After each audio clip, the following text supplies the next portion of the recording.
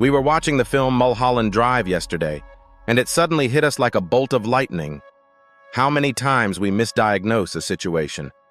How many times we carry on a path not knowing that our assumption have taken us miles off course. It's like playing golf and only knowing how to use 3 clubs and having to use them in every situation. It's like looking through a camera zoom lens instead of a wide angle. It's like blindly following another's opinion.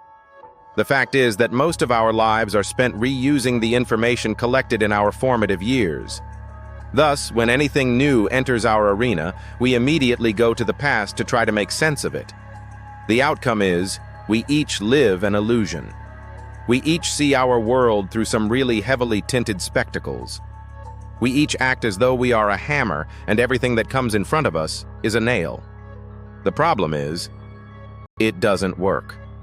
We were amazed how easily we fell into the trap, how easily we interpreted what was happening before our eyes and made it logical, how easily we searched for closure. To make us comfortable, we wanted to put things into a comfortable category.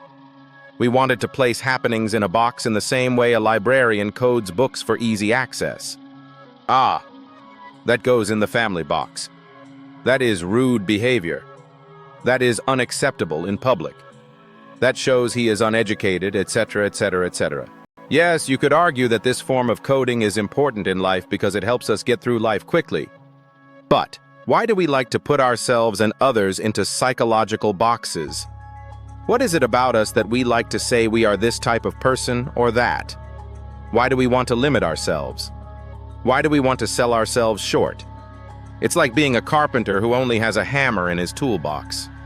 We are restricting ourselves beyond belief. Just imagine how restricting it would be if you only had a hammer in your toolbox. How can you get passionate about anything if all you are capable of is knocking the brains out of any information that comes your way?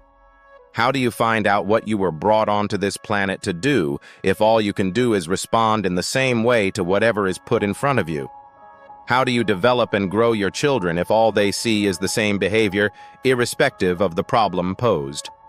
How do you rise to the challenges of our society if all you do is apply the same reasoning even though it doesn't fit? As Howard Schatz, the famous New York dance photographer, stated in one of his books, "I told each dancer that when it was easy, it had probably been done before, probably many times.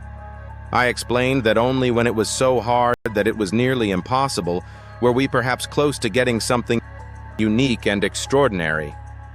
Is this why we like to categorize situations and people? We actually don't like hard work. Is it that we don't like the pressure of being our true selves? Because to do that we have to stand out?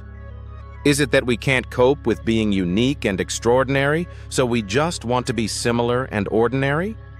Is it that we are afraid of who we might be? Are we afraid that we can be successful? Afraid that if we admit to ourselves that we have talent, we might have to do something with our lives? Is it that we don't really want to find out who we really are and what we are capable of? We don't know about you, but we want to be unique. We want to find out and use our uniqueness. We want to be fulfilled. We want to find our energy source that is released when we are doing what we are intended to do. We want to be in the flow, as some writers describe it.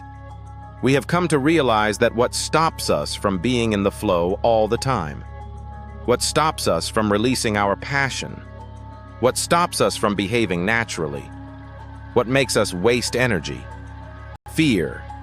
Fear keeps us placing people and situations into categories. Fear stops us from leading ourselves. Fear stops us from letting go of the past. Fear keeps our habitual patterns in place.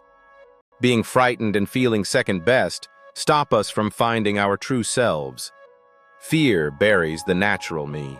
A musician must make music, and artists must paint. A poet must write, if he is to be ultimately at peace with himself.